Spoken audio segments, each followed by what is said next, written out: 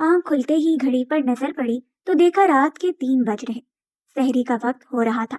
میں ویسے عموماً اپنی بیوی کے اٹھانے پر ہی اٹھتا تھا، لیکن آج جب میری آنکھ کھلی تو تہجد ادا کرنے کا سوچا۔ آج میں نے اپنے نفس کو شکست دی اور تہجد ادا کرنے کے لیے کھڑا ہو گیا۔ تہجد پڑھ کے تو دیکھا میری بیوی حسب معمول کچن میں موجود تھی۔ اسے لگا تھا کہ میں ابھی تک سو رہا ہوں، اس لیے وہ وقتاً فوقتاً مجھے آواز دے رہی تھی۔ اماں کے کمرے میں جھانکا تو وہ بھی تہجد پڑھ رہی تھی۔ میری طرف دیکھ کر مسکرائی۔ میں نے انہیں سلام کیا اور پھر آہستہ سے کچن میں جا کر دیکھا۔ میں اپنی بیوی کا حیران چہرہ دیکھنا چاہتا تھا، اس لیے میں دبے پاؤں خاموشی سے جیسے ہی کچن میں گیا تو میرے پیروں تلے سے زمین نکل گئی۔ وہاں جو منظر میں نے دیکھا تھا میں یقین نہیں کر سکتا تھا۔ میں حیرت کے سمندر میں غوطہ زن ہو گیا۔ اسی دوران وہ میری طرف دیکھ چکی تھی۔ میں نے سوالیہ نظروں سے اس کی جانب دیکھا اور انتہائی حیرانی سے اس سے پوچھ بھی لیا کہ یہ سب کیا ہے؟ آخر تم کر کیا رہی ہو؟ نہ جانے کیوں اماں کی آواز میرے کانوں میں بار بار گونجنے لگی، جو ایک بار انہوں نے مجھ سے کہی تھی۔ اب مجھے یقین ہونے لگا کہ کہیں ایسا ہی تو نہیں ہے۔ میری بیوی مجھے دیکھ کر ایک دم سے ڈر گئی، پھر مسکرا کر کہنے لگی، کچھ بھی تو نہیں ہے، آپ جائیں، میں سحری لگاتی ہوں۔ لیکن میں اب اتنے اطمینان سے سحری کیسے کر سکتا تھا؟ جو کچھ میں نے دیکھ لیا تھا وہ ناقابل یقین تھا۔ ایسے میں میرے گلے سے سحری کیسے اترتی؟ میں نے پھٹی پھٹی نگاہوں سے اپنی بیوی کی جانب دیکھا اور کہنے لگا، آخر یہ ماجرا کیا ہے؟ تم سچ کیوں نہیں بتا دیتی؟ وہ میری طرف دیکھ کر مسکرا دی اور کہنے لگی، آپ کچھ بھی نہیں جانتے ہیں، آپ جائیں دسترخوان پر بیٹھیں، وہیں بات کرتے ہیں۔ میں مرے مرے قدموں سے دسترخوان پر بیٹھ گیا، لیکن میرے ذہن سے وہ منظر نہیں نکل رہا تھا۔ بھلا ایسے کیسے ہو سکتا ہے؟ میں نے خود سے سوال کیا۔ اماں میرے سامنے بیٹھی تھی، مجھے دیکھ کر کہنے لگی، جب میں تمہیں کہتی تھی تم نے میری بات پر یقین نہ کیا، آج تم نے سب سچ اپنی آنکھوں کے سامنے دیکھ لیا ہے نا، تو یقین کیوں نہیں کر رہے ہو؟ میں بس ان کی جانب خاموشی سے دیکھتا رہا۔ اب بھلا میں کس بات کا یقین کرتا؟ لیکن جو کچھ میں نے باورچی خانے میں دیکھا تھا اسے دیکھ کر تو میرا دل خوف کا شکار ہو گیا۔ بھلے ہی میں لاکھ گنہگار سہی، لیکن اس قسم کی ہیرا پھیری کا میں کبھی سوچ بھی نہیں سکتا تھا۔ میں وہیں اپنا سر پکڑ کر بیٹھ گیا اور ماضی میری آنکھوں کے سامنے گھومنے لگا۔ کافی مشکلات کے بعد میری زندگی سیٹ ہوئی تھی۔ مجھے اپنے وہ دن یاد آنے لگے جب آمدنی نہ ہونے کے برابر تھی، لیکن زندگی میں ایک سکون تھا۔ میں نے جس گھرانے میں آنکھ کھولی تو وہاں سب سے بڑا اور اکلوتا بھائی میں ہی تھا، اور مجھ سے چھوٹی 2 بہنیں تھیں۔ والد صاحب کا بچپن میں ہی انتقال ہو گیا تھا۔ میں کوئی 10 سال کا تھا تب وہ ہمیں اس دنیا میں اکیلا چھوڑ کر رخصت ہو گئے۔ ابا کے انتقال کے بعد سمدے ہم سے رخ پھیر لیا اور کبھی پلٹ کر نہ پوچھا کہ آیا ہمیں کسی چیز کی ضرورت ہے یا نہیں۔ امی کا میکا بھی کمزور تھا، وہ بھی ہماری مدد نہیں کر سکتے تھے۔ ایسے میں امی نے ہمت کی، انہوں نے لوگوں کے گھروں کے کام کرنا شروع کر دیے اور سلائی کرنا شروع کر دی۔ ان حالات کو دیکھتے ہوئے میں نے اپنے دماغ میں یہ بات بٹھا لی تھی کہ میں پڑھ لکھ کر بڑا آدمی بن کر ان کو دکھاؤں گا، تاکہ انہیں پتہ چل جائے کہ ہم بھی کسی سے کم نہیں ہیں۔ میں جب اپنے رشتہ داروں کو دیکھتا کہ ان کے بچے بڑے اونچے اسکولوں میں پڑھتے ہیں تو میرا دل خون کے آنسو رونے لگتا۔ اکثر وہ ہمارے گھر آتے تو ہمیں ان نظروں سے دیکھتے کہ جیسے ہم کوئی کیڑے مکوڑے ہوں۔ وہ اکثر ہمیں خیرات دے کر جاتے، تب میرا دل بالکل بوجھل ہو جاتا۔ اماں نے مجھے سرکاری اسکول میں داخل کروا دیا۔ وہاں میں باقاعدہ طور پر جانے لگا اور شام کو ایک دکان پر کام کرنے لگا۔ امی صبح سویرے اٹھ کر لوگوں کے گھروں کے کام کرتی، پھر شام کو گھر واپس آتی تو سلائی کرنے بیٹھ جاتی۔ ہم لوگ صبر شکر کے ساتھ زندگی گزارنے لگے۔ یہ اچھی بات تھی کہ گھر کرائے کا نہیں تھا، ہمارا اپنا تھا۔ دن گزرنے لگے، میں پڑھائی کی منزل طے کرتا رہا۔ دکاندار کو بھی میرا ایماندار ہونا بہت پسند آیا تھا، اس نے میری تنخواہ میں اضافہ کر دیا۔ امی شروع سے ہی بہنوں کے لیے جہیز اکٹھا کر رہی تھی۔ بہنیں بھی گھر پر امی سے ہی سلائی سیکھ کر ان کا ہاتھ بٹانے لگی۔ یوں گھر کے حالات تھوڑے بہتر ہو گئے۔ اسی دوران بہنوں کے رشتے آنے لگے۔ امی نے سادگی سے میری دونوں بہنوں کو اپنے گھر کا کر دیا۔ یہ سب ایک خواب کی مانند لگتا تھا۔ اب امی اکثر مجھ سے کہتی، بلال ہمارے پاس تو کچھ بھی نہیں تھا، لیکن پھر اللہ نے کیسے سب معاملات طے کیے کہ ہم دیکھتے ہی رہ گئے۔ اب امی کو میری شادی کی فکر ہونے لگی۔ اب میں نے پڑھائی بھی مکمل کر لی تھی اور نوکری کی تلاش میں تھا۔ امی کا کہنا تھا کہ جیسے ہی تمہیں نوکری ملے گی میں تمہاری شادی کر دوں گی۔ وہ مجھ سے بہت خوش تھی، اکثر مجھے دعائیں دیتی اور کہتی تم زندگی میں ہمیشہ خوش رہنا، تم نے ہمیشہ میرا ساتھ دیا ہے۔ میں امی کی اس تعریف پر اللہ کا شکر ادا کرتا کہ انہوں نے مجھے اپنی ماں کے سامنے سرخرو کیا۔ دن گزرنے لگے، مجھے بہت اچھی نوکری مل گئی اور جس دن تنخواہ ملی اس دن امی کا منہ میٹھا کروایا تو امی بہت خوش ہوئی، کہنے لگی میں نے تیرا رشتہ طے کر دیا ہے۔ ان کی بات سن کے میں حیران رہ گیا۔ امی نے محلے میں ہی ایک جاننے والے کی بیٹی سے میری شادی طے کر دی تھی۔ وہ محلے میں کافی مقبول تھے۔ وہ گھرانہ رمضان المبارک میں ہر گھر میں افطاری بھجوایا کرتا تھا۔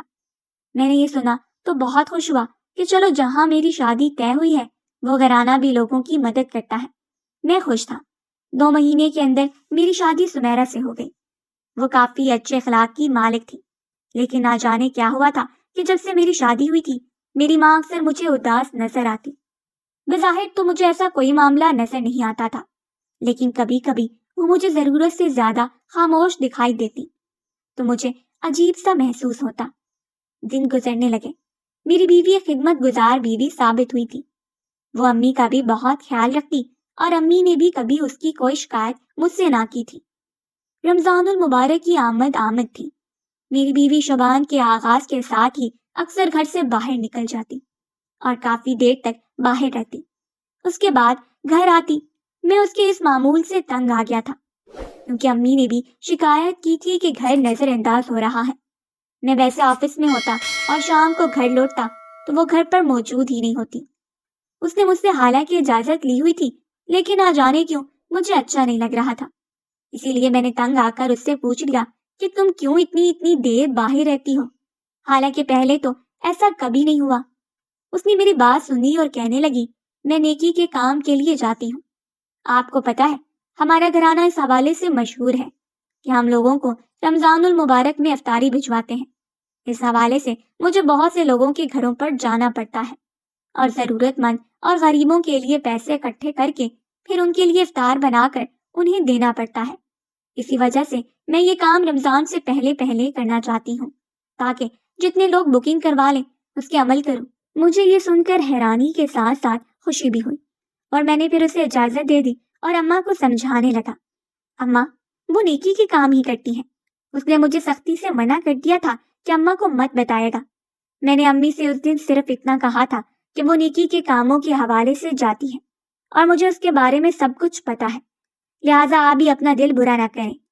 صرف چند دنوں کی بات ہے، امی اب بوڑھی ہو چکی تھی، ان سے گھر کا کام زیادہ نہ ہوتا تھا، اس لیے رمضان المبارک کی آمد ہوتے ہی انہوں نے میری بیوی کو اپنے پاس بلا کر کہا بیٹا تم بہت اچھی لڑکی ہو، لیکن اب میں تم سے یہ بات کہنا چاہتی ہوں کہ مجھ بوڑھی ہڈیوں میں بالکل بھی دم نہیں ہے کہ میں گھر کے کام کر سکوں۔ میں سارا کچن اور ہر چیز تمہارے حوالے کرتی ہوں اور میں یہ سب کچھ خوشی سے کر رہی ہوں۔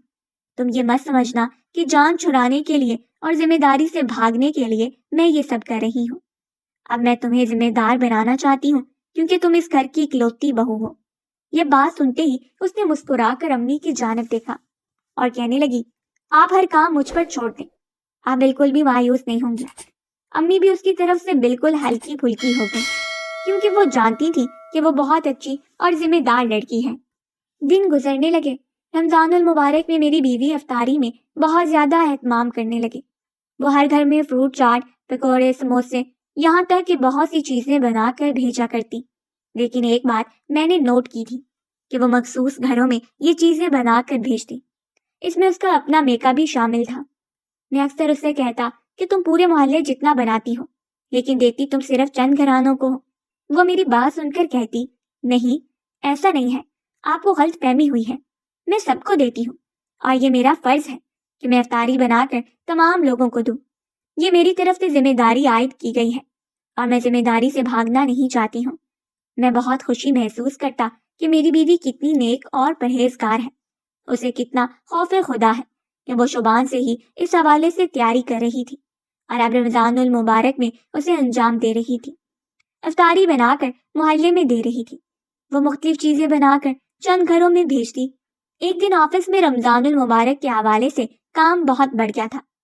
ٹائم شارٹ ہونے کی وجہ سے اکثر میں وہی روزہ کھول لیا کرتا تھا۔ لیکن ایک دن میں گھر آیا تو دیکھتا ہوں کہ میری ماں صرف سادے پانی اور کھجور سے روزہ افطار کر رہی ہے، اور میری بیوی کی پلیٹ میں ہر چیز موجود ہے۔ میں حیران رہ گیا، کہنے لگا، سمیرا یہ سب کیا ہے؟ امی کو کیوں نہیں دیا؟ سمیرا نے عجیب سی نظروں سے مجھے دیکھا اور کہنے لگی، آپ کی اماں یہ سب نہیں کھاتی، وہ کہتی ہیں میں صرف کھجور اور پانی سے روزہ افطار کروں گی۔ میں یہ سن کر حیران ہوا، کہنے لگا، اماں میں اتنا کیوں کماتا ہوں کہ آپ صرف کھجور اور پانی سے روزہ کھولیں؟ سمیرا تم امی کو بھی بنا کر دیا کرو جو انہیں پسند ہو۔ مجھے بالکل بھی اچھا نہیں لگا تھا کہ میری بیوی تو بہت اچھی اچھی چیزیں کھا رہی ہے، لیکن میری ماں وہ صرف کھجور اور پانی سے روزہ افطار کر رہی ہے۔ امی بالکل چپ ہو کر رہ گئی اور اس معاملے میں کچھ بھی نہیں بول رہی تھی۔ سمیرا نے سر جھٹک کر افطاری کی۔ جب وہ نماز کی ادائیگی کے لیے گئی اور میں مسجد سے واپس لوٹا تو امی وہیں بیٹھ کر نماز پڑھ رہی تھی۔ سلام پھیر کر مجھے اپنے پاس بلایا اور کہا، تو میری افطاری کی فکر مت کرو، میں کھجور اور پانی سے ہی روزہ افطار کر لوں گی۔ میں نے ان کی بات کاٹ کر کہا، امی آپ ایسا کیوں کہہ رہی ہیں؟ میں اچھا خاصا پیسہ کماتا ہوں نا۔ سادگی ٹھیک ہے، اچھی بات ہے، اپنی جگہ انسان کو سادگی بھی اختیار کرنی چاہیے، لیکن اس کا یہ مطلب تھوڑی ہے کہ کفران نعمت کرنا چاہیے۔ ہماری فریج میں دنیا کی ہر نعمت موجود ہوتی ہے، ہم نے برے حالات بھی دیکھے ہیں اور اچھے حالات بھی دیکھ رہے ہیں، تو ایسے میں آپ کیوں اس طرح کر رہی ہیں؟ میں سمیرا سے کہتا ہوں کہ وہ آپ کے لیے بھی یہی تمام چیزیں بنایا کرے، بلکہ آپ اسے بتا دیا کریں کہ آپ کو کیا پسند ہے تو وہ بنا دیا کرے گی۔ وہ تو سب کی خدمت کرنے والی لڑکی ہے۔ مجھے اپنی بیوی کی یہ عادت بہت پسند تھی، اس لیے میں نے اپنی امی کے سامنے اس کی تعریف کی تو ایک لمحے کے لیے وہ مجھے دیکھ کر رہ گئی۔ مجھے لگا کہ شاید ان کے سامنے یوں تعریف کرنا انہیں اچھا نہیں لگا۔ میں نے صرف سوچا نہیں بلکہ ان سے پوچھ بھی لیا تو وہ کہنے لگی، بیٹا یہ بات نہیں ہے، بلکہ میں کافی دنوں سے ایک بات تم سے کہنا چاہ رہی ہوں۔ رمضان المبارک کے شروع سے ہی میں نے یہ بات نوٹ کی ہے، لیکن کسی کو نہیں بتائی، اپنے دل میں محفوظ کر لی ہے، لیکن آج دل چاہ رہا ہے کہ تمہیں یہ بات بتاؤں تاکہ تم خود تحقیق کرو اور جانو کہ سچ کیا ہے۔ میں حیران ہو گیا، کہنے لگا، آخر ایسی کیا بات ہے؟ تو انہوں نے آس پاس دیکھا جیسے دیکھ رہی ہوں کہ کہیں میری بیوی تو نہیں موجود۔ انہوں نے میرے کان میں سرگوشی کی اور کہنے لگی، بیٹا میں سادہ افطاری اس لیے کرتی ہوں کیونکہ میں تیری بیوی کے ہاتھ سے بنائی ہوئی کوئی بھی چیز نہیں کھانا چاہتی، وہ حرام کھاتی ہے، تجھے نہیں پتا لیکن یہی سچ ہے۔ ان کی بات سن کر میرے پیروں تلے سے زمین نکل گئی اور میں نے پھٹی پھٹی نگاہوں سے ان کی طرف دیکھا۔ امی آپ کیا کہہ رہی ہیں؟ آپ کو اندازہ ہے کہ آپ اس پر الزام لگا رہی ہیں؟ مجھے بے حد افسوس ہوا کہ امی نے آخر سانس بن کر دکھا دیا تھا اور میری بیوی پر اتنا گھٹیا الزام لگایا۔ میں نے امی سے کہا، آپ کو کیا ہو گیا ہے؟ ایسا نہ کہیں، ایسا کچھ بھی نہیں ہے، رمضان کا مہینہ ہے، آپ اپنے دل میں اتنا بغض نہ پالیں، وہ ایسی لڑکی نہیں ہے۔ مجھے ایک دم سے بہت زیادہ برا لگ گیا اور میں ان کی مزید کوئی بھی بات سنے بغیر واپس آ گیا۔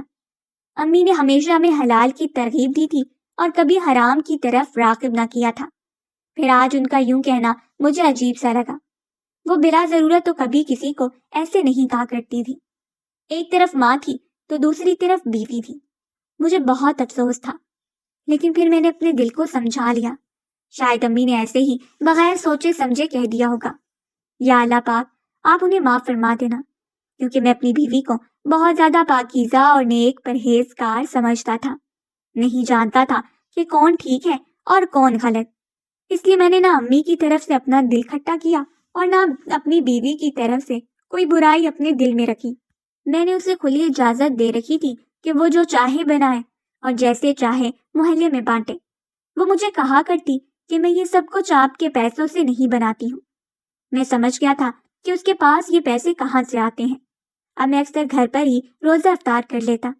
اب میں نے محسوس کرنا شروع کیا کہ میری بیوی نے شروع کے چند دن تو بہت اچھی چیزیں بنا کر بانٹی، لیکن اب وہ صرف فروٹ چاٹ ہی بنا کر بانٹ رہی تھی۔ میں نے اسے اس کے حال پر چھوڑ دیا اور اپنے روزوں اور عبادت پر توجہ دینے لگا۔ اب میں آفس سے جلدی آ کر اکثر گھر میں ہی روزہ افطار کر لیا کرتا تھا۔ مجھے بھی زیادہ کوئی اچھی افطاری کرنے کی عادت نہیں تھی۔ امی نے شروع سے ہی سادہ عادت رکھی تھی، اس لیے اکثر فروٹ چاٹ اور کھجور پانی سے ہی روزہ کھول لیا کرتا تھا۔ یہاں یہ بات بتاتا چلوں کہ رمضان المبارک کے آنے کے بعد بھی تہجد کی عادت نہیں بن سکی تھی، لیکن میں روز اللہ سے یہ کہہ کر سوتا کہ وہ مجھے تہجد کے لیے ضرور اٹھائے، اور آج وہ وہی دن تھا۔ جب میں نے اپنی آنکھ کھول کر گھڑی کی طرف دیکھا تو 3:30 بج رہے تھے۔ تہجد کا وقت تھا۔ میں نے خود کو ہمت دلائی اور اٹھ کر تہجد ادا کرنے لگا۔ گھر میں تمام لوگوں کو پتا تھا کہ میں اتنی جلدی نہیں اٹھا کرتا تھا، اسی لیے وہ کوشش بھی نہیں کرتی تھی اور مجھے عین سحری کے ٹائم پر اٹھا کر سحری کر کے پھر دوبارہ سونے کی عادت تھی۔ لیکن آج میں نے خود میں تبدیلی محسوس کی۔ اٹھ کر نماز تہجد ادا کی۔ گھر میں کسی کو نہیں پتا تھا کہ میں اٹھ گیا ہوں۔ باورچی خانے کی لائٹ جل رہی تھی۔ میں سمجھ گیا کہ بیوی وہاں سحری بنا رہی ہے۔ میں اس کا حیرت انگیز چہرہ دیکھنے کے لیے کہ میں اتنی جلدی اٹھ گیا ہوں دبے قدموں اس کے پاس آیا، اور جیسے ہی کچن میں نظر پڑی تو یہ دیکھ کر حیران رہ گیا کہ کچن میں راشن کے ایک ڈبے میں بہت سارے پیسے رکھے ہوئے تھے۔ وہ راشن کا ڈبہ اچھا خاصا لمبا اور موٹا پلاسٹک کا ڈبہ تھا، جس میں بہت سی راشن کی چیزیں آ جاتی۔ اس میں اتنے زیادہ نوٹوں کی گٹیاں دیکھ کر میں حیران رہ گیا۔ اپنی بیوی کو آواز دی تو وہ ایک دم سے اچھل کے رہ گئی اور فوراً سے وہ ڈبہ بند کر کے دوسرے راشن کے ڈبوں کے پیچھے رکھ دیا۔ میں نے اس سے کہا، یہ تم کیا کر رہی ہو اور تمہارے پاس اتنے پیسے کہاں سے آئے؟ میں یہ منظر دیکھ کر یقین نہیں کر سکا کہ وہ اتنے سارے پیسوں کا کیا کر رہی ہے۔ میرے ہوش اڑ گئے، دماغ نے کام کرنا چھوڑ دیا۔ میں نے اپنی زندگی میں کبھی اتنے پیسے نہیں دیکھے تھے جتنے پیسے میری بیوی نے راشن کے ڈبے میں رکھے ہوئے تھے۔ میں نے اس سے باز پرس کی تو اس نے مجھے کہا کہ یا مانتے ہیں اسی سے تو افطاری بنا کر بھیجتی ہوں۔ اس کی بات سن کر بھی مجھے یقین نہ آیا۔ میں نے اپنی اماں کی طرف دیکھا تو انہوں نے مجھے کہا، میں تم سے کہتی تھی نا، تم اس کی بنائی ہوئی چیزوں سے افطار نہ کرو، یہ حرام کھاتی ہے۔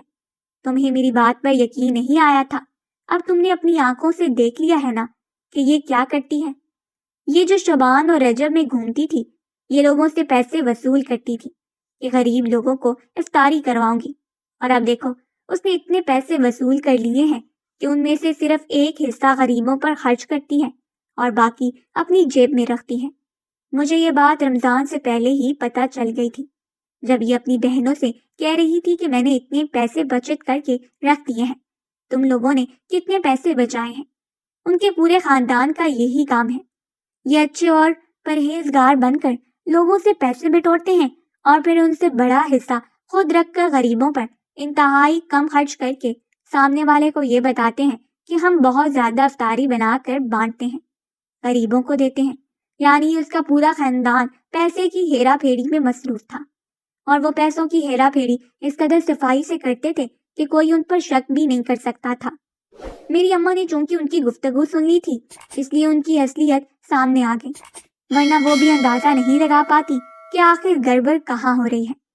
مجھے سمیرا کو دیکھ کر بہت زیادہ غصہ آیا اور میں نے اس سے کہہ دیا، اگر تم میرے ساتھ رہنا چاہتی ہو تو یہ حرام کام بند کرنا ہوگا۔ تم لوگوں کے حق کھا رہی ہو، تم قیامت میں اللہ کو کیا جواب دو گی؟ امی نے میری تربیت اچھی کی تھی، البتہ میں کوئی بہت زیادہ نیک نمازی نہیں تھا، لیکن حرام حلال کے معاملے میں بہت زیادہ احتیاط کیا کرتا تھا۔ اس وجہ سے اپنی بیوی کو جب یہ کام کرتے دیکھا تو میرا خون کھول اٹھا، اور میں نے اس سے کہہ دیا، اگر تم میرے ساتھ رہنا چاہتی ہو تو یہ ساری حرام کاری چھوڑنی پڑے گی۔ تو میں نے اسے میکے بھیج دیا اور کہہ دیا کہ اگر رمضان کے بعد تمہارا دل چاہے تو آ جانا، اور اگر تم یہی کام جاری رکھنا چاہتی ہو تو پھر میں تمہیں طلاق دے دوں گا۔ رمضان گزر گیا۔ عید کے موقع پر وہ میرے پاس آئی تو میں خوش ہوا کہ شاید وہ سب کچھ چھوڑ چھاڑ کر میرے پاس آ گئی ہے، لیکن اس نے آ کر مجھ سے طلاق کا مطالبہ کیا اور کہنے لگی، میرے صبر کا پیمانہ لبریز ہو گیا ہے۔ میں نے بہت سوچا، لیکن میں یہ کام نہیں چھوڑ سکتی، یہ ہمارا خاندانی کام ہے اور اس سے ہمیں منافع ملتا ہے۔ لوگ ہم پر بھروسہ کر کے پیسے دیتے ہیں، ہم ان سے مانگنے نہیں جاتے ہیں۔ میں سمجھ گیا کہ یہ حرام کاری کی لت میں اتنی مبتلا ہو گئی ہے کہ یہ کام نہیں چھوڑ سکتی، اس لیے میں نے خاموشی سے اسے طلاق دے دی اور اپنی امی کو لے کر اس محلے سے ہی نکل گیا۔ جہاں تقریباً ہر دوسرا گھر یہی کام کر رہا تھا، اور جو لوگ ان پر بھروسہ کر کے انہی لوگوں کو افطاری کرانے کے پیسے دیتے تھے، وہ اتنی بڑی تعداد میں افطاری دیکھ کر سمجھتے تھے کہ انہوں نے تمام گھروں کو افطاری دے دی ہے، جبکہ ایسا نہیں تھا۔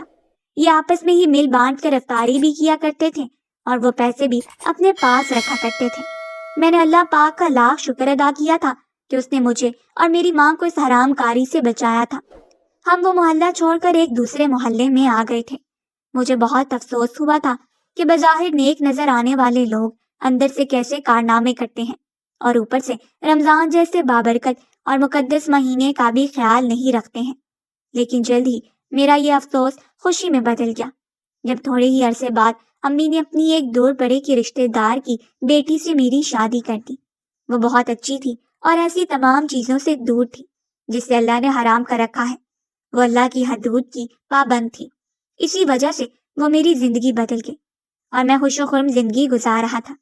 میں اللہ پاک کا جتنا شکر ادا کروں کم تھا کہ اس نے مجھے سمیرہ جیسی بیوی سے محفوظ رکھا اور پھر بدلے میں مجھے رانیہ جیسی بیوی سے نوازا، جو اس سے بڑھ کر خوبیوں میں تھی اور بالکل ہمارے گھرانے میں رچ بس جانے والی تھی۔ میں کبھی کبھی سوچتا ہوں کہ جو لوگ غریبوں کو افطاری کروانے کے پیسے دوسروں کے حوالے کر کے بے فکر ہو جاتے ہیں، انہیں چاہیے کہ وہ اپنے پیسے کی حفاظت کریں اور خود غریبوں پر اپنے ہاتھوں سے خرچ کریں، تاکہ حقداروں کو ان کا حق ملے اور کوئی تیسرا شخص یا تیسری پارٹی ان کا حق کھا کر خود عیش نہ کریں۔ کم از کم میں نے تو اپنی بیوی کے دھوکے سے یہی سب کچھ سیکھا تھا، اور اب بھی جب کوئی مجھے ملتا ہے تو میں اسے یہ واقعہ ضرور سناتا ہوں تاکہ لوگوں کو عبرت حاصل ہو۔